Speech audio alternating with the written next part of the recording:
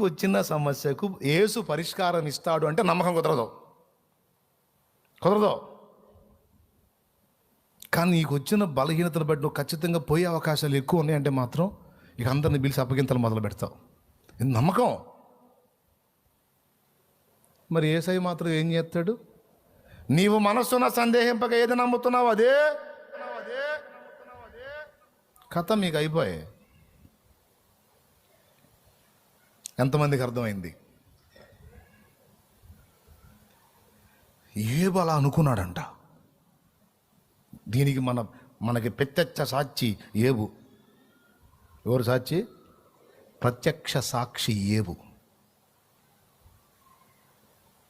తెగ అనుకున్నాడంట. నా భార్య చెప్పినట్టల్లా వింటుంది, భలే చూస్తుంది నన్ను, రేపు రివర్స్ అయిద్దో ఏమో. పిల్లలు 10 మంది పిల్లలు బాగున్నారు, రోజు ఫంక్షన్స్ చేసుకుంటున్నారు, వీళ్ళకి ఏమన్నా అయిద్దో ఏమో. నా ఆస్తి అంతస్తు ఐశ్వర్యం అంతా బాగుంది, పోయిద్దో ఏమో. నా శరీరం అంత అద్భుతంగా ఉంది, జవసత్వాలు బాగున్నాయి, రోగగ్రస్తం అయిద్దో ఏమో. దాసదాసులు ఇప్పుడు నేను వస్తున్నానంటే నేను గడగడగడలాడిపోతున్నారు, రివర్స్ అవుతారో ఏమో. ఎక్కడ అనుకున్నాడు? ఇదంతా ఇలానే ఉంటుందని నమ్మే కన్నా ఇదంతా రివర్స్ అయిద్దని ఎక్కువ నమ్మాడు. నేను చెప్పాలా, ఆయనే చెప్పుకున్నాడు.